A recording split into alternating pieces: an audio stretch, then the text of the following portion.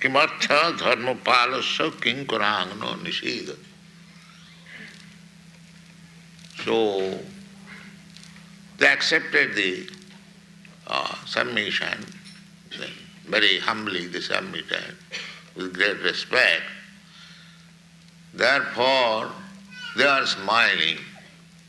And the word is used here, tan pratuchu prahasya idam. When there is argument dealing, if the words are exchanged very politely, the things go on nicely. So prahasya. Prahasya now, they are challenging the Vishnu Duta that you are claiming to become the servants of Jamaraj and his Dharmaraj, his authority, and how is that you do not know whom to arrest and whom not to arrest? This man is now free from all sinful reaction.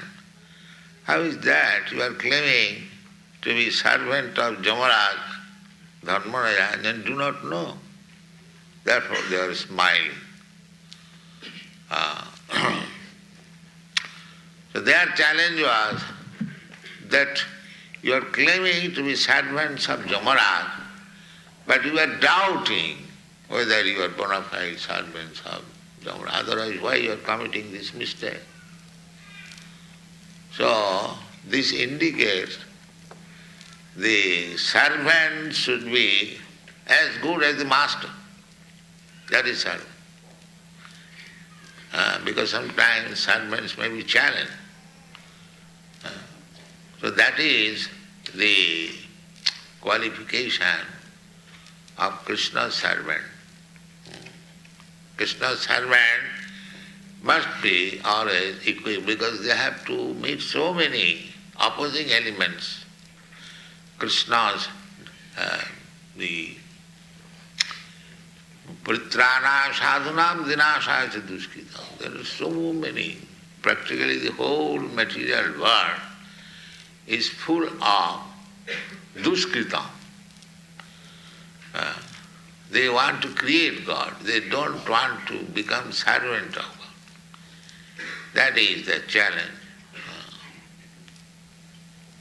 Therefore, anyone who is claiming to become servant of God, Krishna, he must be well equipped to meet the challenging spirit of others.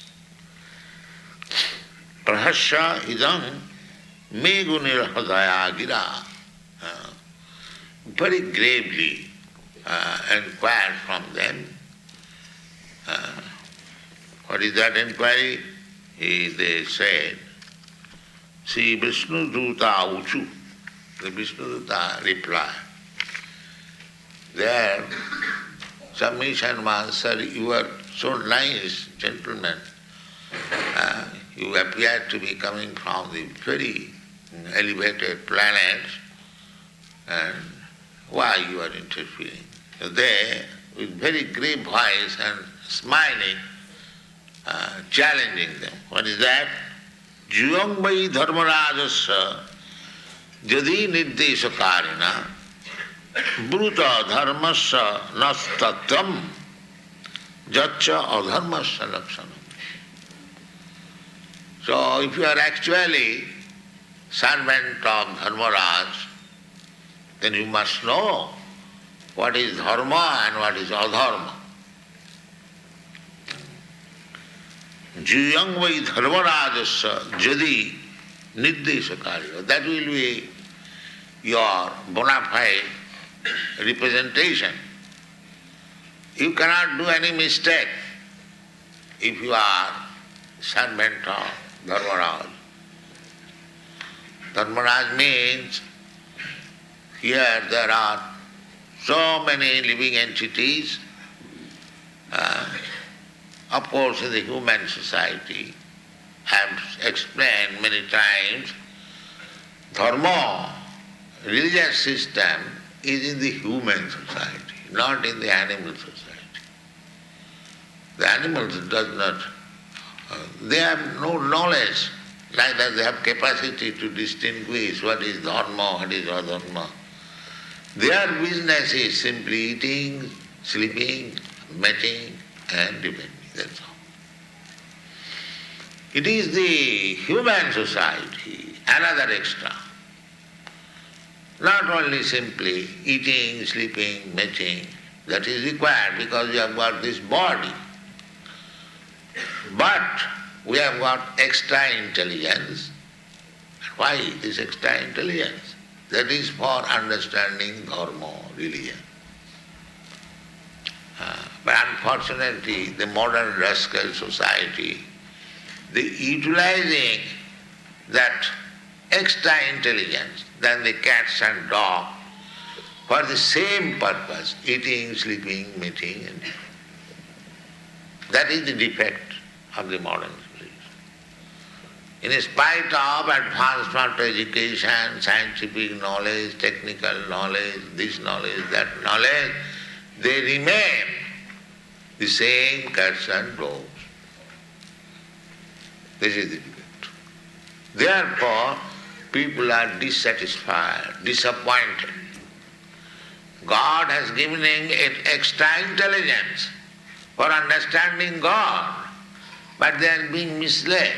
There is no God, you utilize it for your sense gratification. This is education. Extra, therefore they are thinking the dog is eating on the street, we are eating in a very good hotel, nice table, nice dishes. This is advancement. But they do not think that after all, the dog is eating, you are also eating. You may be a better dog, that's all. What is your extra business? So a dog is eating only flesh or meat because God has ordained. But you are ordained to eat fruits, flowers, nice grain, milk preparation, but you, because you are dog, you are eating meat. The extra intelligence, that because you have got extra intelligence, you should utilize the food for you. Tena taktena bhunjita magida kasachid dhanam. The Upanishad Vedas says, what you are ordained to take, I accept. Everything belongs to God, but He has given allotment. You use like this. You use like this. So if you meet a dog instead of human being, you are advanced human being, why should you eat like dog? Or the uncivilized man? The uncivilized man in the jungle, he does not know how to produce grain, how to prepare many nice preparation. He does not know. But you are civilized man. Why you should eat like dogs and tigers? This is misuse of intelligence. So therefore, as they are challenging, the first of all, you are claiming to be servant of Dharmaraj. So let us know what you know about Dharma. Similarly, we should also challenge. If you are a human being, you must know how to live like human being. Otherwise you are animal. If you eat like animal, sleep like animal, and have sex like animal, and defend like animal, then you are animal. They say that it is very good to become dog because there is no restriction of sex life. We can have it on the street. They think like that. This is advancement.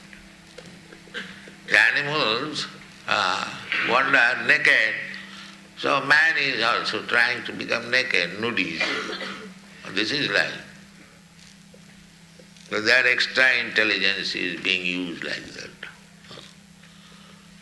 Very, very abominable condition of the human society. You are the only hope to save them. Otherwise it is doomed. So the question is, they are challenged. What is dharma and what is adharma? If you are servant of Dharmaraj, you must distinguish what is dharma.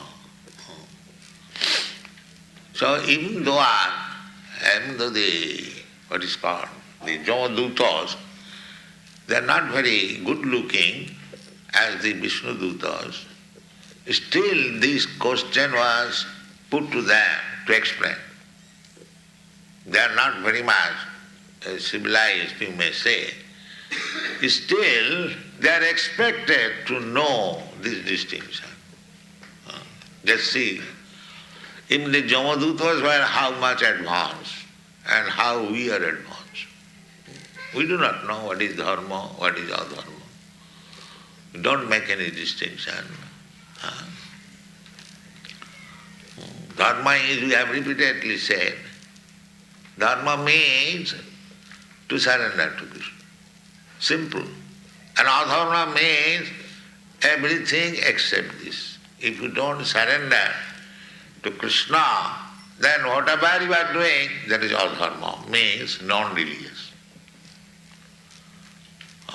Therefore in the Srimad Bhagavatam it is said, dharma projita koitavatra. Koitava means cheating, false, pretenders. So all kinds of cheating religion is kicked out.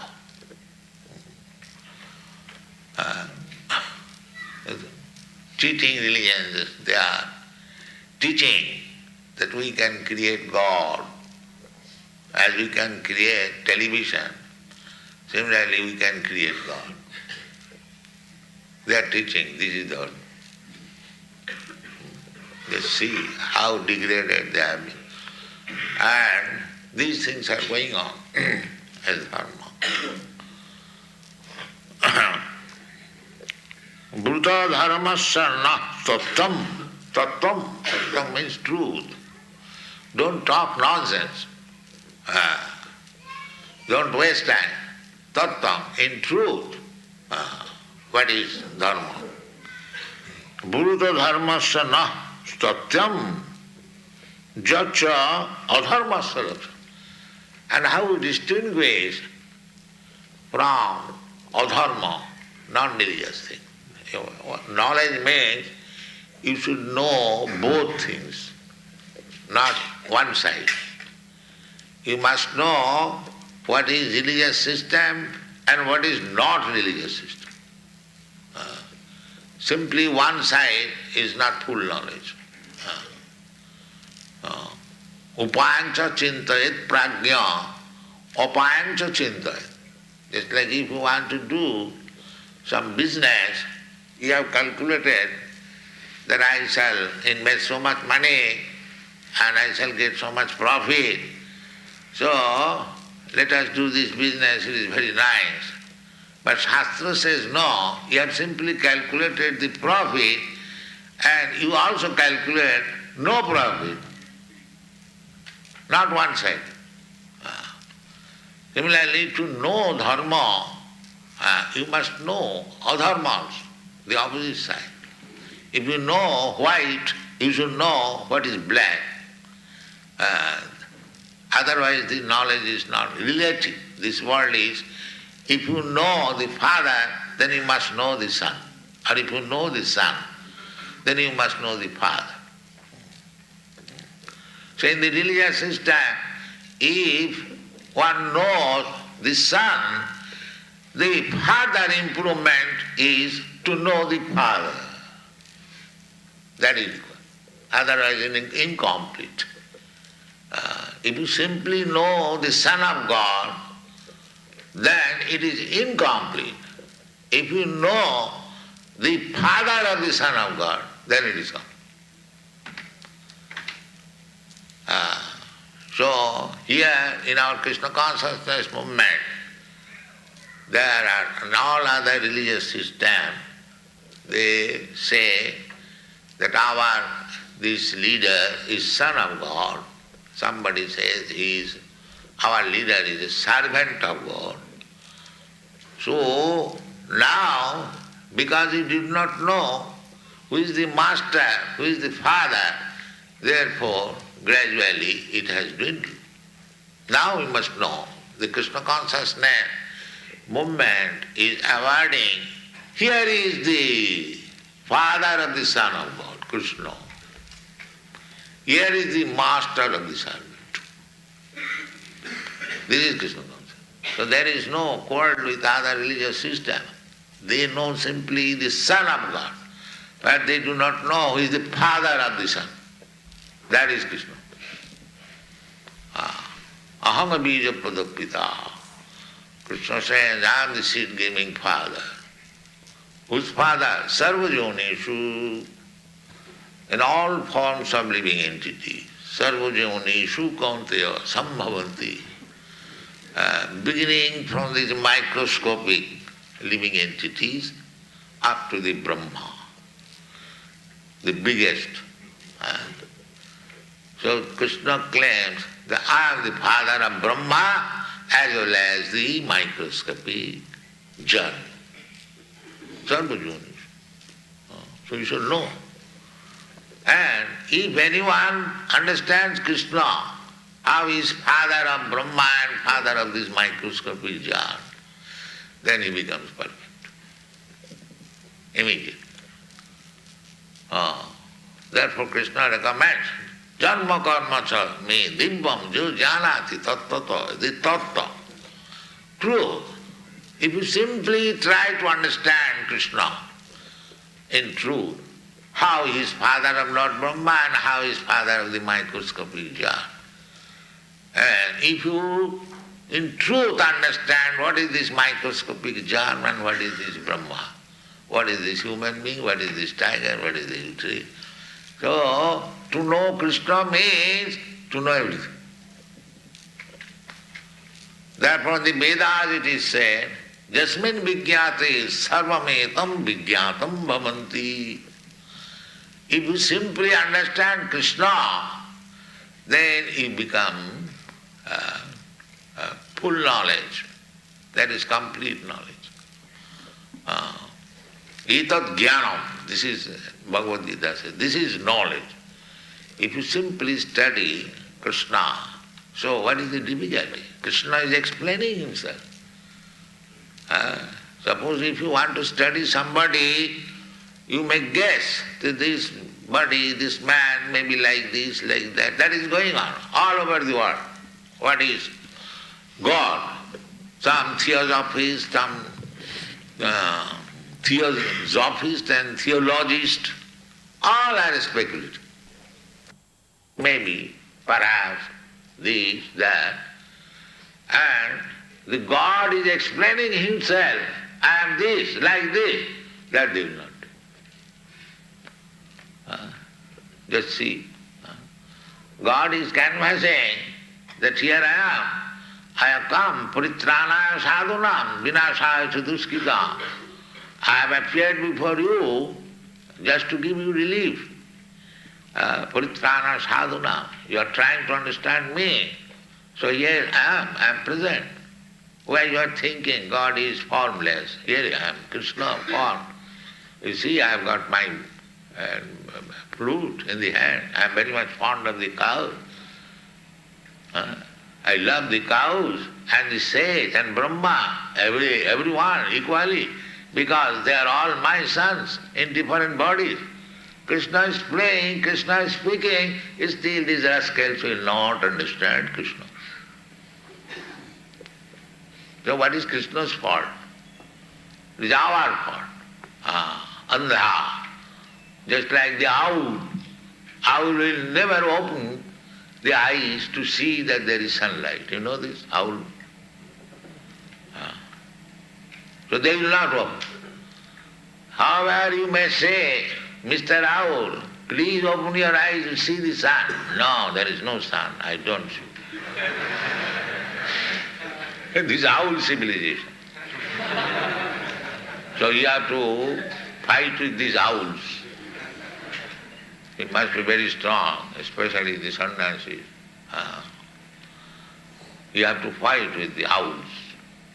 You have to open their eyes by force on this, with machine. This is going on. So, this Krishna consciousness movement is a fight against all the owls.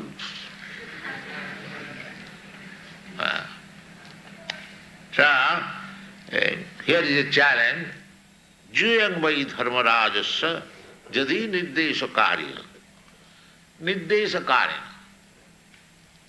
Servant means they have no second choice than to carry out the orders of the master. Therefore, nirdesha karya. They cannot argue. No, whatever is ordered, so that is servant. So if anyone claims to become, he is expecting I think here the Vishnudutas are also mentioned here, Vasudevoktakar, They are also servant. So Ukta means whatever order is given by Vasudev, they carry out. Similarly, the Jamadutas, they are servant of Jamaraja, they are also addressed Nirdesha Karina. If you are actually servant of Jamaraj, you act according to his direction, then you must know what is Dharma and what is adharma. So they are actually bona fide servant of Jamaraj, there is no doubt about it. Now they are giving their identification in this way. Jamaduta uchu vedapane hito dharma. Immediately. What is dharma? That was the question. Immediately answer. They know what is dharma. Vedapane hito dharma. Dharma means what is explained in the Vedas. You cannot create dharma. Veda, the original knowledge. Veda means knowledge. Veda Shastra. So, from the time of creation, the Veda was given to Brahma. Veda, therefore, is called apaurusha. It is not manufactured. That is explained in the Srimad Bhagavatam. Tene Brahma Rida Adikavai. Brahma means Veda. Veda's another name is Veda, Brahma. Spiritual knowledge, or all knowledge, Brahma. So Tene Brahma Adikavai Rida. The Veda has to be studied from the spiritual master. So it is said that the Brahma is the first living being who understood Vedas. So how he understood? Where is the teacher? There is no other creature. How he understood Vedas? The teacher was Krishna. And he is situated in everyone's heart. Ishara sarvabhutanam riddese Arjuna tishta. So, he is teaching from the heart. So Krishna teaches, he is so kind, as Chaitya Guru from the heart, and he sends his representative from outside. Chaitya Guru and Guru. Both ways Krishna is trying. Krishna is so kind. So therefore, Vedas, they are not man-made books. Veda apurusha. Apurusha means not made by, we should not take Vedas as ordinary mental speculation book. No, it is perfect knowledge. It is perfect knowledge, and one has to take as it is without any adulteration, interpretation. So, it is spoken by God. Therefore, Bhagavad Gita is also Veda. It's spoken by Krishna. So you cannot make any addition or alteration. You must take it as it is. Then you get the right knowledge. Vedas, how the example is given, perhaps you know several times, that the Vedas, how it should be accepted as it is, without interpretation. Just like Vedas says that if you touch stool, immediately you have to take your bath. You have become impure. This is Vedic injunction. If you touch bone, then you have become impure. You have to take your bath immediately, full. Then Vedas says, now this stool of cow is pure. Cow dung. Now, with your reason you can say, first of all you said that stool is impure, and as soon as you touch, you must take your bathing, otherwise you remain impure. Another stool, cow stool, you say pure. This is contradiction. You say that the bone is impure, and you are keeping the bone in the deity's room. The concept is bone. You know this concept is the bone of an animal. So it is being used in the deity room, and the cow dung is also used in the deity room. Even Krishna is smearing his whole body with cow dung. You know Krishna's lila. So if you say, argue with your poor knowledge, then it becomes contradiction. One stool is good, another stool is bad. But because it is said by the Vedas, you have to accept it. This is Vedic knowledge. You cannot argue. There is no scope of argument. Whatever is said, you have to accept. Otherwise, how Vedas become authority? You can change in your own way.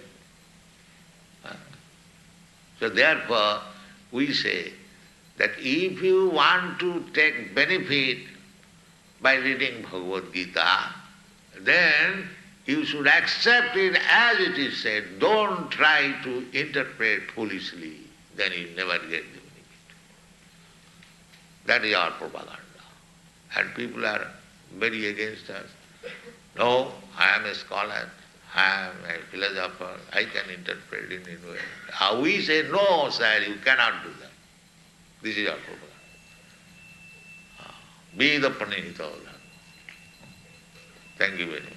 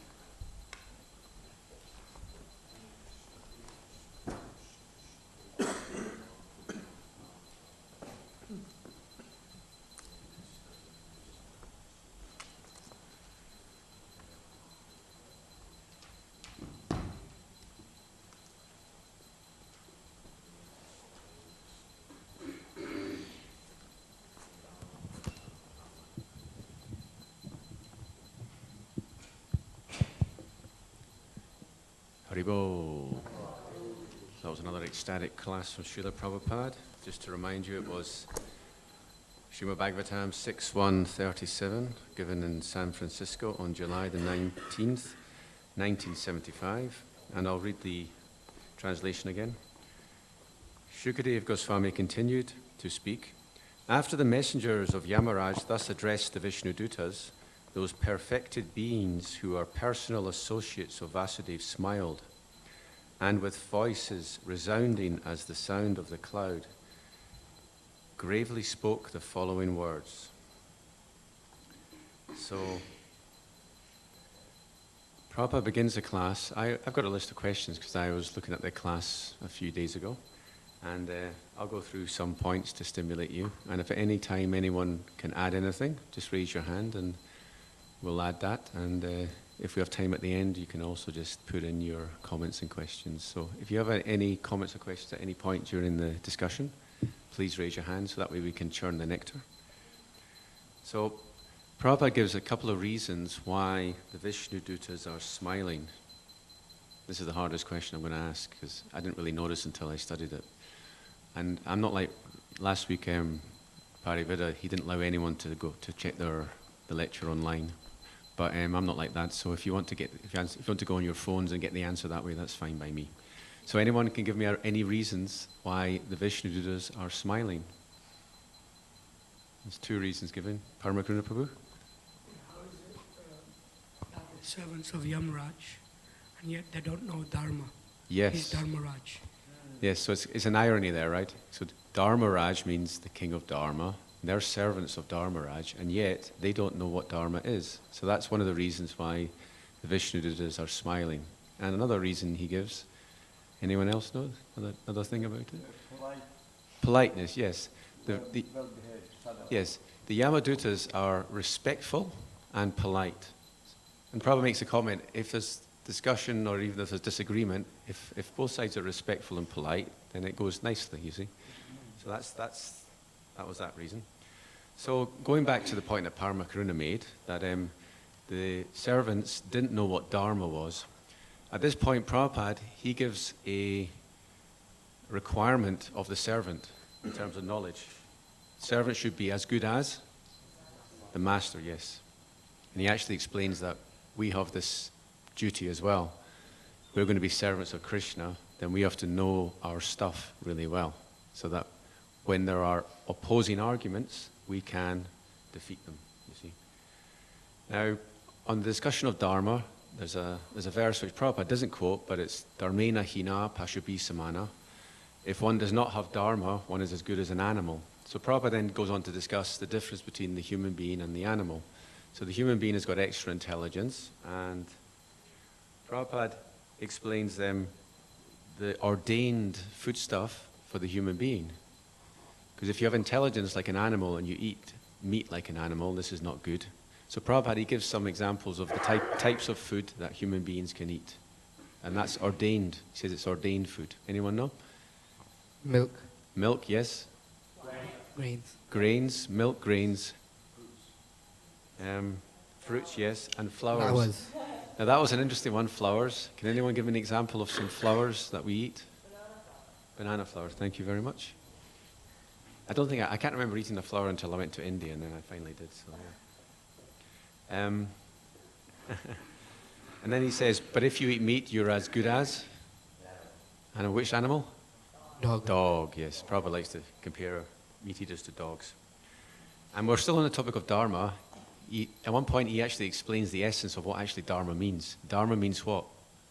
Ultimately, what does it mean? Yes. So if we surrender to Krishna, that is Dharma. And he says, and everything else is Adharma, yes. So it's that simple. Can anyone give me a verse from the scriptures that indicates that? Well, there's smartavya satatam Vishnu, vishmartavyun nadatutit, sarva vidi niseda etayor eva kinkara. That's kind of close. Just to remember Krishna, never forget him. Everything else is just a rule and regulation. But later on, Prabhupada explains what the Yamadutas say is Dharma. Because although he's criticized the Yamadutas for not knowing Dharma, later on he says they do know Dharma, and he quotes a verse from the Bhagavatam. It's actually what they say themselves. He quotes it several times. Yes? Dharma is following the Vedas. Yeah, Veda pranihito dharma. Dharma means to follow the Vedas.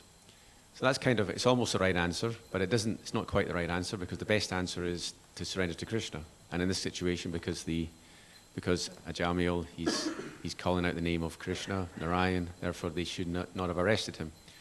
So then he goes on, so Dharma means to follow the Vedas, and that is something that the Vishnuduta said. Now, at one point, Prabhupada talks about Christianity, and he gives a reason why Christianity has diminished. It's a very interesting reason. Anyone remember the reason he gives? Yes, Prabhu, Karan. They know the Son of God, but they don't know God. Yes, they know the Son of God, but they do not know God. So that is therefore, that vagueness means that the potency is not there, so therefore Christianity is diminishing. And so Prabhupada, in this situation, he quotes a verse from the Bhagavad Gita to indicate who is Krishna. Because he says, they know the servant, but they don't know the master. So which verse of the Gita indicates that Krishna is the master?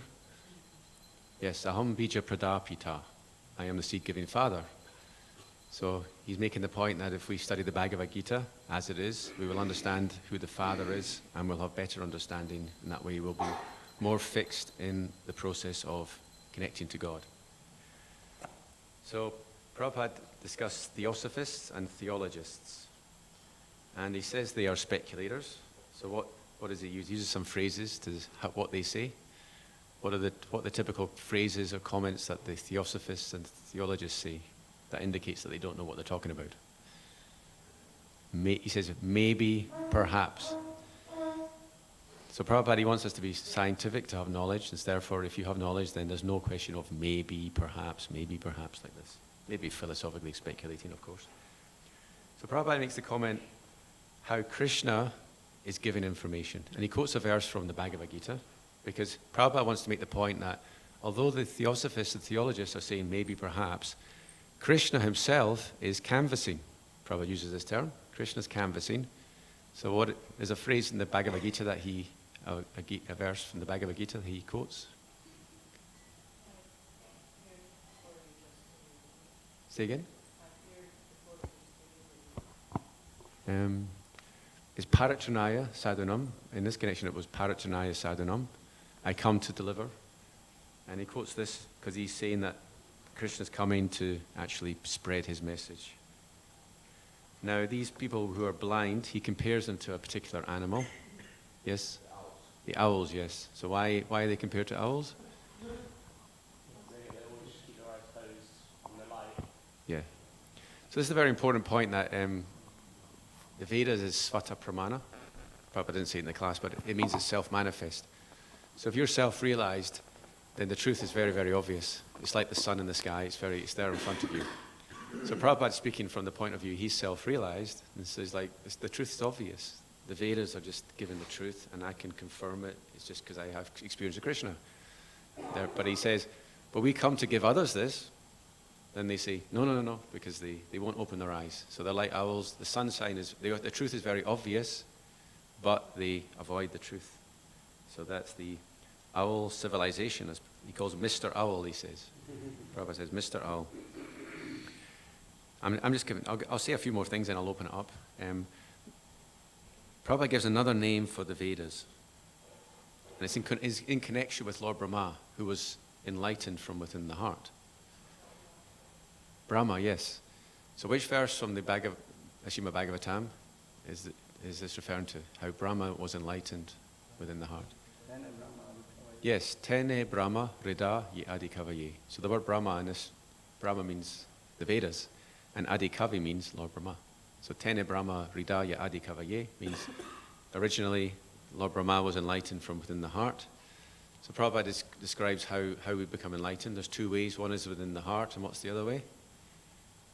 He sends his representative, right?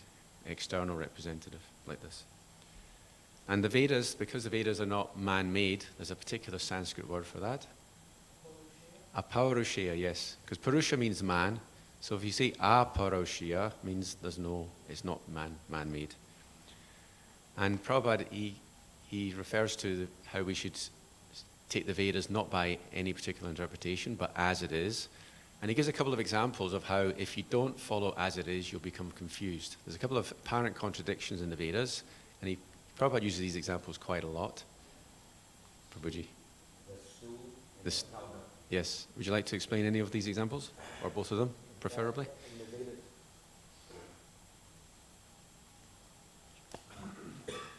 In the Vedas, it's said that as soon as we touch stool, we have to take a shower. Yes. Because we become dirty. But also in the Vedas, it says that cow dung is purifying, or that we could, deal with it. And he also said that Krishna would put cow dung on himself, things like that. Yes, Krishna even put cow dung on himself. And then the other one was the bone. As soon as you touch bone, you also have to take a shower because it's contaminated. Yes. Yes. But we use a conch shell even on the outer, which is an animal's bone. Yes, very good. So he said, just take it as it is, because if you try to reason, it'll be a contradiction. But just take it as it is. Thank you very much. So we still have a few more minutes left. So I've said some of the examples, some things that I particularly got out of the class, but I only touched on a few things. There's so many other things. Does anyone else like to share their realizations or something that they got out of the class? Anything else? I only said a few things. Yes, Coco. Pass the mic over. Thank you.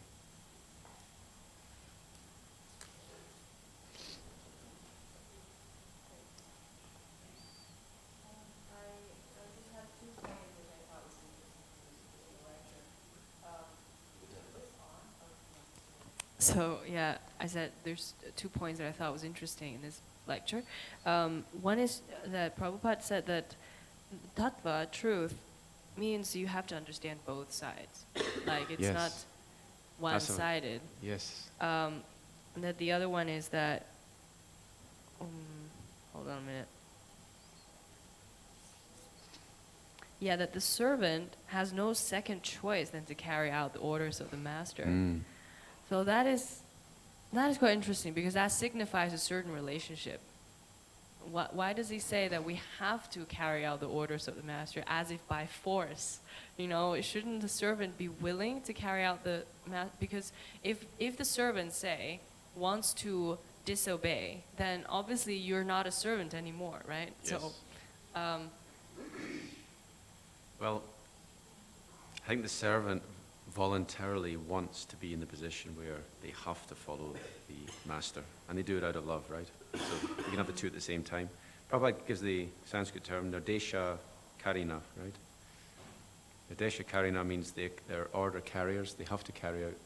And that's, indicates the culture where, it's in a more civilized culture where the master has proper knowledge, and the servant has no choice but to follow because they understand that is for their own well-being. And if there's a break in that relationship, it's not real service, right? So it's like, it's an indication how this is the sincerity that we have to have when we are following the spiritual master. It's the same thing. We don't really have a choice. Of course, when we get initiated, we say, oh yes, I follow the 4 regs, but later on, we seem to somehow regain our independence, just subtly, and then we start to not follow the spiritual master. But yeah, this is a good example of Yamaraj. Yamaraj he's not given the full picture to the Yamadutas. They're following him, but they don't really understand Dharma, but they're still benefiting, so they have no choice. It's nice, it's a nice system. And if the master's good and the servant has no choice and voluntarily accepts that position, and that's a very good arrangement. Disciple means discipline, right? So it's good. well, does that mean that also there's an injunction in the Vedas that we must respect people based on their ashram and their age and all these other criteria, Yes. not just your spiritual master? Yes. So if something an elder person say, you must do and you must accept, and you cannot just question that and say, why are you saying this to me? But then, as someone who's grown up in like a more westernized way, that has been what I've been doing. I've been like, I don't think what you're telling me is right, so I'm Okay. going to do what I want to do instead of what you had just told me. Well, there are different masters and they have different levels of authority. But if you're following the self-realized soul, then if an elder says something that contradicts what Srila Prabhupada says, then you should respectfully disagree. You should respectfully do your own thing, which is to follow Srila Prabhupada. So yeah, it's like that. Prayojana Prabhu is